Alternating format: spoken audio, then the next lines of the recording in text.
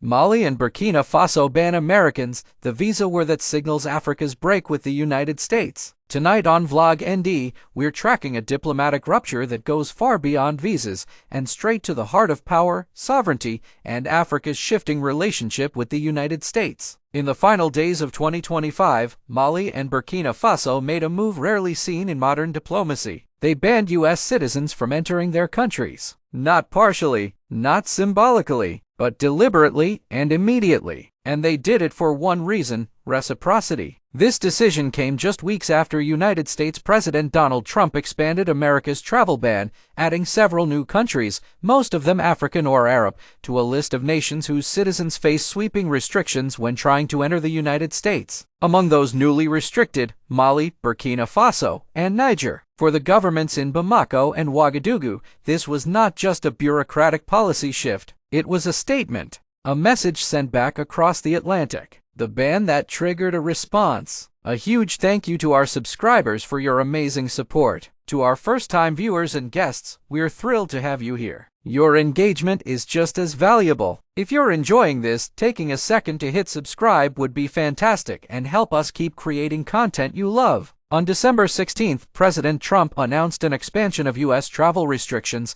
citing national security, foreign policy, and counterterrorism concerns. By the end of the announcement, the list had grown to 19 countries plus holders of Palestinian Authority documents. Once again, Africa featured prominently. Mali, Burkina Faso, Niger. For Washington, the justification was familiar. The U.S. State Department pointed to active armed conflict, the presence of terrorist organizations, visa overstays, and concerns about deportation compliance. In Burkina Faso's case, U.S. officials said extremist groups continue to operate freely across large parts of the country. In Mali, Washington cited ongoing clashes between government forces and armed groups, along with the persistent activity of organizations linked to Al-Qaeda and the Islamic State. But in West Africa, the reaction was swift and defiant. We apply the same rules to you. Late Tuesday night, Mali's Ministry of Foreign Affairs released a formal statement. Its message was precise. U.S. citizens traveling to Mali would now face the same conditions and requirements imposed on Malian citizens seeking entry into the United States. The policy would take effect immediately. No exemptions, no delays. Burkina Faso followed with its own letter announcing equivalent visa measures for American citizens. But the tone went deeper than visas. Burkina Faso's statement emphasized sovereign equality, mutual respect,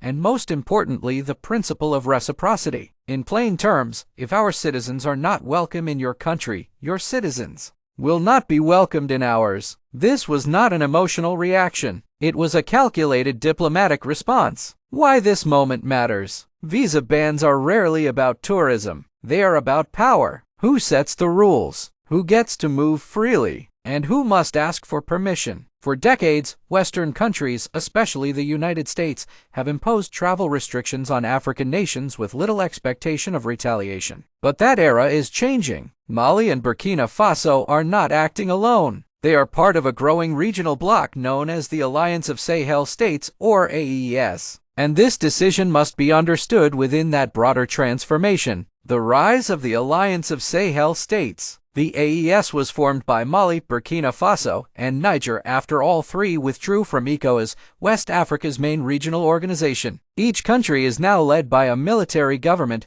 following coups driven by public anger over insecurity, corruption, and foreign influence. Each has expelled French forces. Each has ended military cooperation with the United States. And each has pivoted toward Russia as a new security partner. This alliance is not just military. It is ideological. Its leaders argue that Western-backed security frameworks failed to protect their populations while undermining their sovereignty. The visa bans, then, are not isolated decisions. They are part of a larger break with the West. Russia steps in, the West steps back. As U.S. and French troops departed, Russian influence expanded. In Mali alone, authorities have welcomed roughly 1,500 fighters from the Wagner Group, along with around 1,000 personnel from Africa Corps, a Kremlin-linked paramilitary force. Training, intelligence sharing, and battlefield support now flow eastward, not westward. Washington sees this shift as dangerous. Bamako sees it as liberation. But despite new alliances, the security situation remains grim. The security reality on the ground. The Sahel is now considered the deadliest region in the world for extremist violence. Attacks linked to Al-Qaeda and ISIS continue across rural zones and border regions. Separatist movements persist. Civilian casualties remain high. Even with Russian support and newly formed regional cooperation,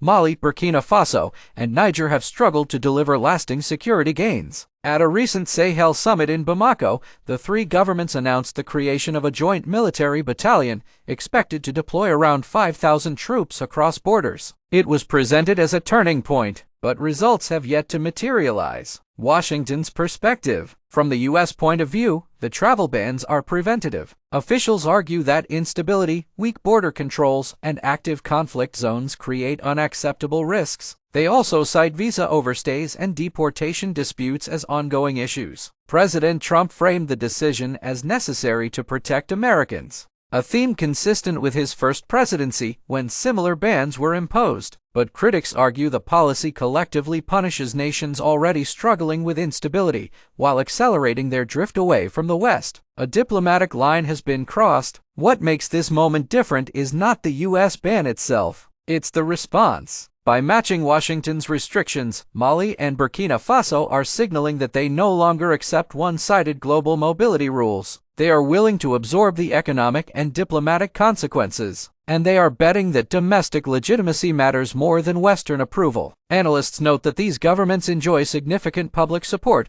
particularly among younger populations who see the visa bans as an insult and the response as overdue. What comes next? The immediate impact on American travel will be limited. Few U.S. tourists or business travelers frequent Mali or Burkina Faso today, but the symbolic impact is enormous. This is about who writes the rules of the international system and whether African states will continue to accept rules written elsewhere. If Niger follows through with similar measures, the AES could soon present a united diplomatic front against U.S. and European policy. That would mark a historic shift in Africa-West relations. What we are witnessing is not a visa dispute. It is the visible fracture of an old order. The Sahel is asserting itself politically, militarily, and diplomatically, even as it remains trapped in one of the world's most complex security crises. Whether this path leads to stability or deeper isolation remains uncertain, but one thing is clear. Mali and Burkina Faso are no longer asking for permission. They are responding on their own terms.